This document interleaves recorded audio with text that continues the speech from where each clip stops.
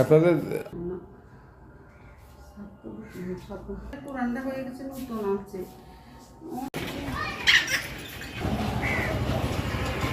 ঢাকা থেকে আনছি, এটা পুরাটার মধ্যে সব এগুলির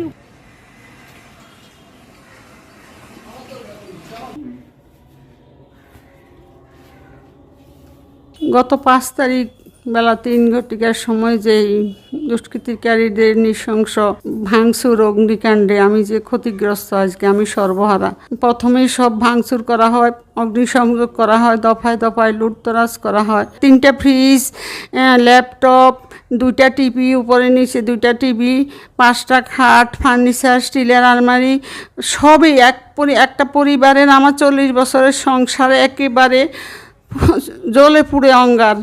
বলতে গেলে আমি বলে শেষ করতে পারবো না। একটা পরিবার, আমার ঠাকুর মন্দির যেটা নিত্য পূজা পার্বণ হইতো, সেই মন্দির ভাঙচুর, লুটপাট, ঠাকুরের জিনিসপত্র, বিগ্রহ ভাঙা, পিতলের বিগ্রহ নিয়ে যাওয়া হইতে আরম্ভ করে কিছুই আমার জন্য একটা চায়ের চামিচও রেখে যায় নাই।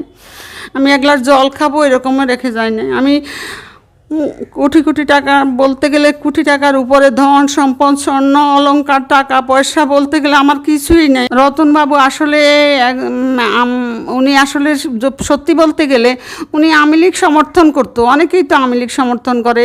আর যদি বলতে যাই ফেসবুকে একটু লেখালেখি করছে, এটাও যদি আপনাদের বর্তমান দৃষ্টিতে ওনার ত্রুটি হয়ে থাকে, উনি লেখালেখি করতো আর আওয়ামী লীগ সমর্থন করতো, এতটুকু। আমি এর বেশি আমার জানা মতো আমি এতটুকু বলতে পারি। আমি কেন এতটা ক্ষতিগ্রস্ত হইলাম, আমি বর্তমান নাগরিক কমিটি এবং বর্তমান প্রশাসকের কাছে আমি বলতে চাই, আমি যে এতখানি ক্ষতিগ্রস্ত হয়েছি, আমি আগামীতে কিভাবে বাঁচবো আপনাদের সহযোগিতা এবং আগামীতে আপনাদের হেল্প ছাড়া তো আমি জীবনযাপন করতে পারবো না। ওরা তো আগুন দিয়ে চলে যায়, আমার পার্শ্ববর্তী মুসলমান ভাইয়েরা এবং পরবর্তী ছেলেটেরা আসা শুভাকাঙ্ক্ষীরা আমার আগুন নিবায়। অবশ্যই ওনারা আমাদের উপকারে আমি এতটুকু পেয়েছি, এখনো ওনারা অতটুকু করাতেই আমি এতটুকু পেয়েছি।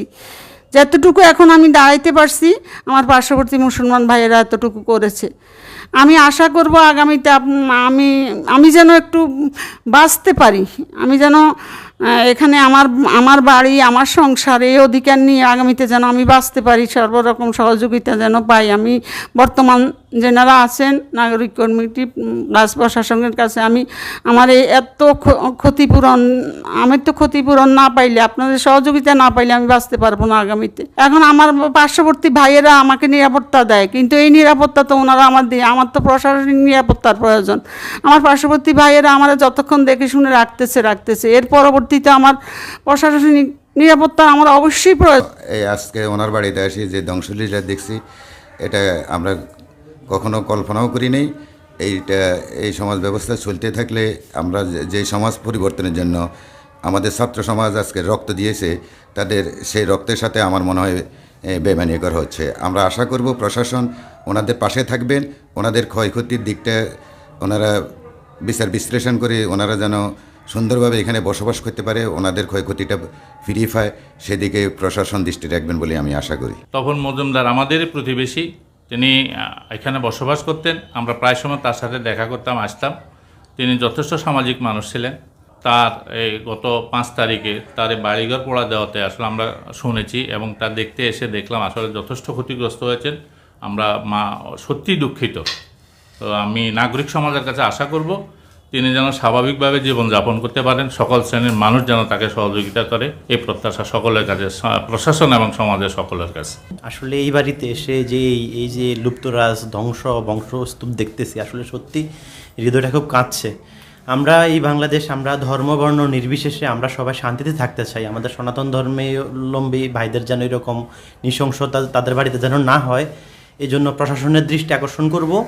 আর যে বিশেষ মহৎ উদ্দেশ্যে আমাদের ছাত্র সমাজ রক্ত দিয়েছে, আশা করি তাদের রক্তর সাথে এইভাবে বেইমানি হবে না। আসলে যদি যারা জীবন দিয়েছে, যারা রাস্তায় সড়কে যারা আন্দোলন করেছে, তাদের কখনো চাওয়া ছিল না যে এইভাবে প্রতিবেশীর আরেক ভাইয়ের বাড়িতে এইভাবে ভাঙচুর হবে, হামলা হবে। এটার তীব্র নিন্দা জানাচ্ছি এবং প্রশাসনের কাছে আন্তরিকভাবে অনুরোধ করছি যাতে করে এই ভাইদের সুষ্ঠু বিচার হয় যারা এইগুলো করছে, এবং তারা যেন ক্ষতিপূরণ পায়। এই যাদের ধ্বংসস্তূপ, যাদের ক্ষতি হয়েছে, যদি আমার বাড়িতে এরকম হয়তো আমার কাছে কেমন লাগতো। তো আল্লাহ আমাদেরকে রক্ষা করুক, যাতে করে আমাদের এরকম যেন ঘটনার পুনরাবৃত্তি না হয়। আশা করি প্রশাসন সহ সুশীল সমাজ ব্যবস্থা নেবে। তপনদার বাড়িতে এসে আমরা যে ধ্বংসযজ্ঞ দেখছি, এতে আমরা মর্মাহত। আমি ব্যক্তিগতভাবে মর্মাহত। বাংলাদেশ সাম্প্রদায়িক সম্প্রীতির দেশ, এই দেশে সবাই সুন্দরভাবে বসবাস করব। তপনদার উপর যে অত্যাচার, যে অগ্নিসংযোগ ওনার বাড়িতে হয়েছিল, তা যেন ভবিষ্যতে না হয়। বর্তমান প্রশাসন এবং ছাত্র জনতা যারা আমাদের মাঠে আছে, সবার প্রতি আমার বিনীত অনুরোধ, ভবিষ্যতে যেন এই ধরনের এই কর্মগুলো যেন না হয়, যেন ওনারা সুন্দরভাবে আবারও নিজ বাড়িতে বসবাস করতে পারে, এটাই প্রত্যাশা আমাদের।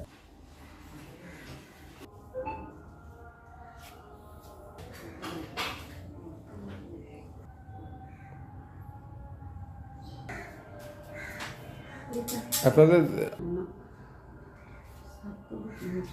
পুরানটা হয়ে গেছে, নতুন আছে।